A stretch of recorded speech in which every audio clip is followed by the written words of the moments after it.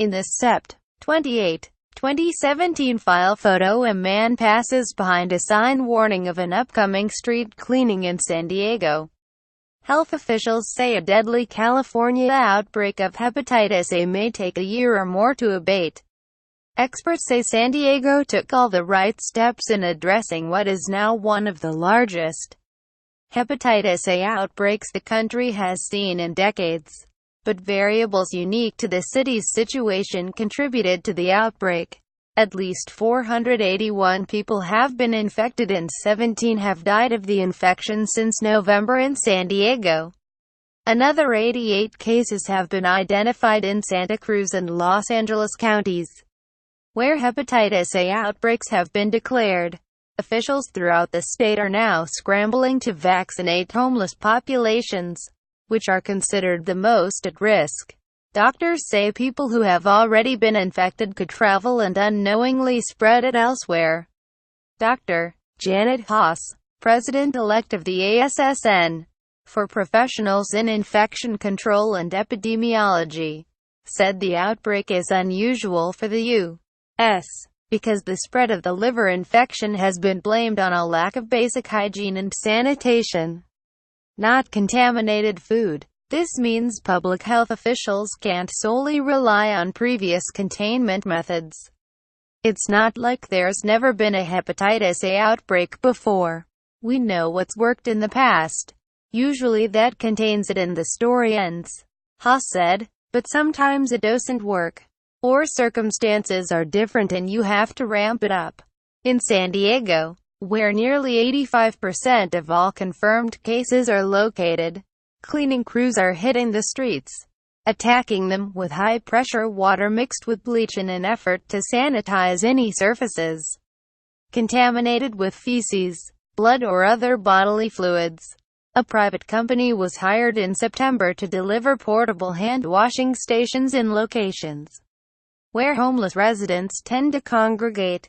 Despite these efforts, the disease is spreading and many are asking what could have been done and what will effectively prevent future transmission. According to Dr. Monique Foster of the Centers for Disease Control and Prevention's Division of Viral Hepatitis in San Diego this last week for a national infectious disease conference, there is no national standard that outlines how every public agency should respond. You can't have a checklist that says do X, Y, and Z, because no outbreak is the same, Foster said following an impromptu session at the conference about San Diego's outbreak. The type of illness, the group of people it's affecting, and how it's being spread are all factors that will impact how a government should respond and when the public should be notified. For example, San Diego's problem looks similar to a hepatitis A outbreak in Michigan, where state health officials have confirmed at least 341 cases since August 2016. Of those, 268 people have been hospitalized and 14 died. But Michigan and San Diego have different resources, Foster said. The underlying populations being affected are different and the laws in both areas are different. This is why the CDC assists. We connect them with people who have answers, but we don't come in and take over, Foster said. The local governments and local health departments are the first in line because they know their needs better than we do.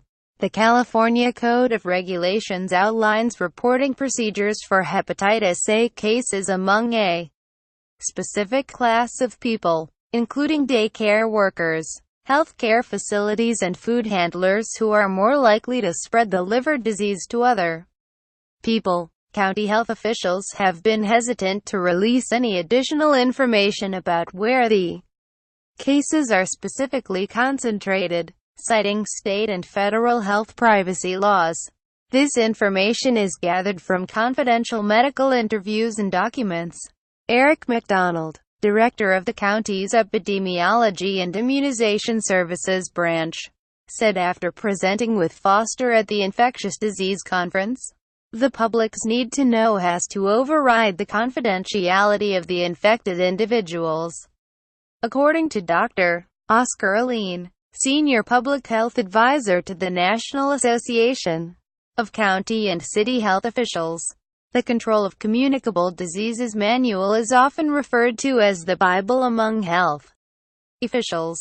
The American Public Health ASSN lists the book, which is now in its 20th edition, as a must-have sourcebook on identifying and controlling infectious diseases. Aline said it's the closest thing to a guidebook public officials have and has been an industry standard reference for more than 100 years. According to the manual, prevention is key for hepatitis A, since the vaccine provides lifelong immunity. Data show since being added in 2006 to the recommended list of vaccinations for young children, the number of hepatitis A cases in the United States has decreased by 95%.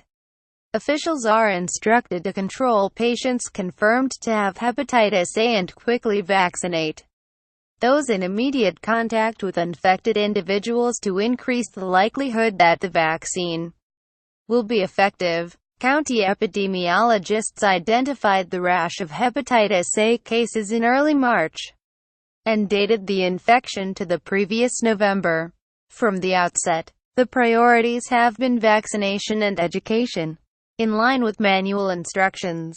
It's easier said than done. The normal method for preventing other people from getting sick gets thrown out the door when the community it's infecting lives outside. Aline said, "You have to know where they went, who they came in contact with. The likelihood of being able to capture everyone on that list is small. In the event of an outbreak, public health officials should first determine how hepatitis is being spread, vaccinate the at-risk community and make special efforts to improve sanitary and hygienic practices to eliminate fecal contamination." The manual says, by early summer the official focus shifted to sanitation, hand washing and street cleaning.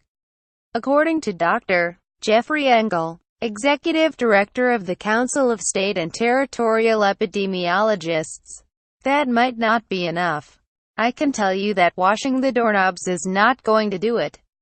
Engel said, "This is more about human behavior than anything else. Hepatitis A is more commonly transmitted through contaminated food." In 2003, 935 people in multiple states were infected by eating contaminated green onions at a restaurant.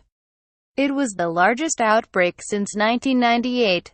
According to the Centers for Disease Control and Prevention, no one died. Lauren Schroeder writes for the San Diego Union Tribune.